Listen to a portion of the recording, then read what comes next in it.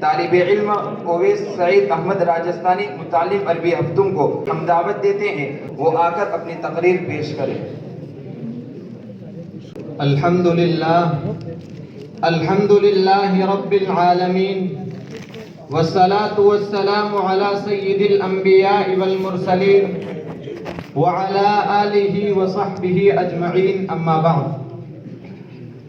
قابل صد احترام صدر جلسہ، حضرات اساتذہ کرام اور معزز ساتھیوں، آج کی میری اس تقریر کا موضوع نبی پاک صلی اللہ علیہ وسلم کی اپنی ازواج مطہرات کے ساتھ مثالی زندگی ہے۔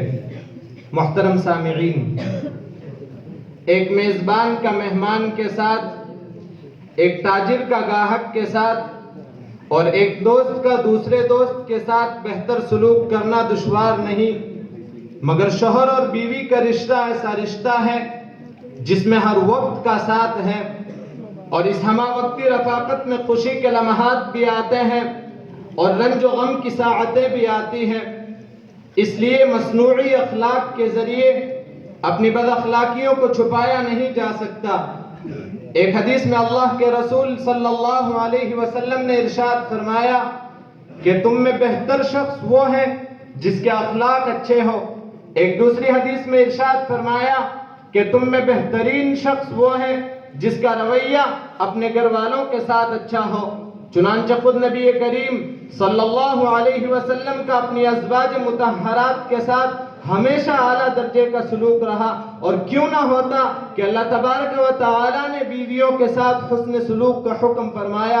چنانچہ ارشاد باری ہے وَعَاشِرُوهُنَّ بِالْمَعْرُوفِ، یعنی بیویوں کے ساتھ اچھے طریقے سے زندگی گزارو۔ محترم سامعین، بیویوں کے ساتھ حسن سلوک کے مختلف پہلو ہیں۔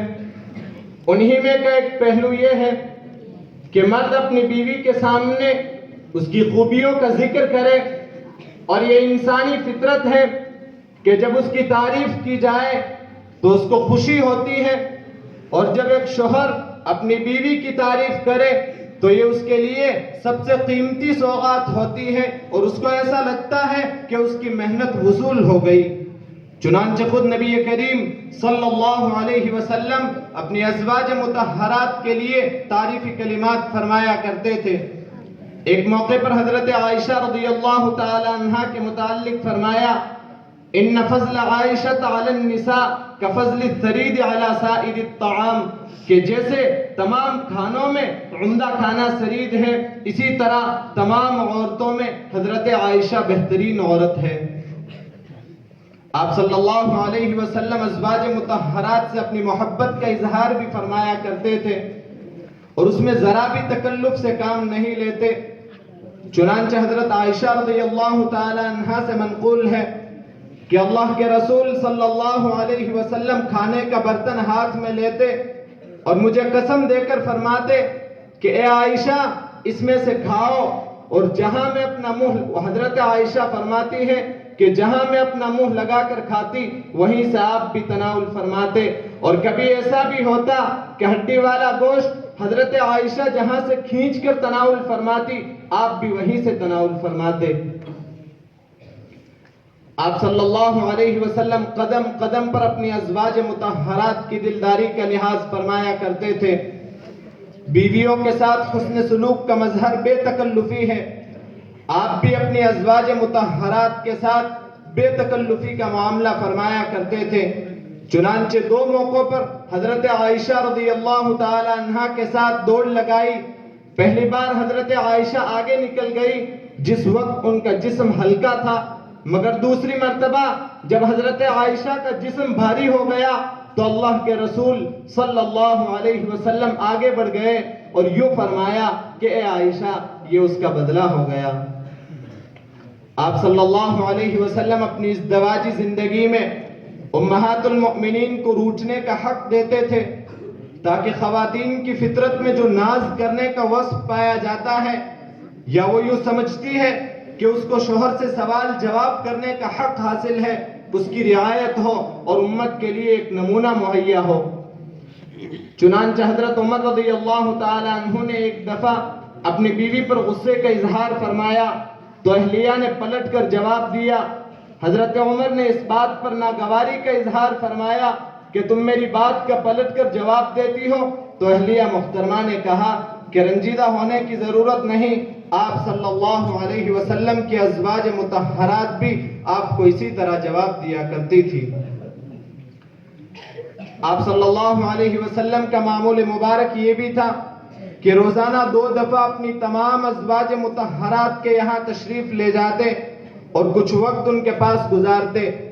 پہلا عصر کے بعد تشریف آوری ہوتی، چنانچہ حضرت عائشہ رضی اللہ تعالی عنہا سے مروی ہے کہ اللہ کے رسول صلی اللہ علیہ وسلم اپنی تمام ازواج مطہرات کے پاس تشریف لے جاتے اور اظہار محبت کے لیے ان پر ہاتھ رکھتے اور ایسا عمل فرماتے جس سے تعلق کا اظہار ہو۔ اسی طرح آخری گھر تک پہنچتے اور پھر جن زوجہ کی باری ہوتی ان کے یہاں قیام فرما لیتے۔